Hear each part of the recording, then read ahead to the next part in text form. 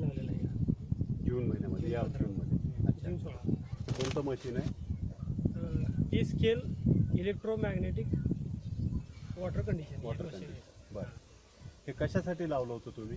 हे आपलं बोरचं पाणी जास्त खारट होतं हां आणि क्षाराचं प्रमाण जास्त होतं हां आणि ड्रिप सगळ्यात महत्त्वाचा प्रॉब्लेम जर ड्रिपचा होता, कारण ते ड्रिप चॉकअप व्हायची हां हां आणि मोटरची नट जरी आपण खोलायला गेलो हां हां. तर ती नट अशी 4-8 दिवसात गंजून जायची, गंजून जायची. फिटच व्हायची नट. हां हां मग गव्हाणे सरांनी सांगितल्यानंतर मग आम्ही ती मशीन बसवण्याचा निर्णय घेतला. हां हां. आणि 2 ठिकाणी चौकशी केल्यानंतर असं कळलं की मशीनचा रिझल्ट चांगला आहे. अच्छा. म्हणजे तुम्ही अगोदर इतरांच्या शेतामध्ये जाऊन हां. रिझल्टच्या बाबतीमध्ये खात्री करून घेतली आणि मगच तुम्ही मग निर्णय निर्णय घेतला. अच्छा. मग आता तुम्ही लावल्यानंतर तुम्हाला काय फरक पडला?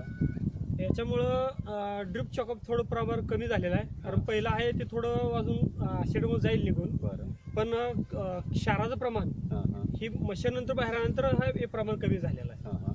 कारण ते क्षारा साचत नाही. अच्छा. आणि पिकांमध्ये काय फरक पडला तुम्हाला? पिकाची वाढ सगळ्यात महत्त्वाचं म्हणजे पिकाची वाढ चांगली झालेली आहे. अच्छा.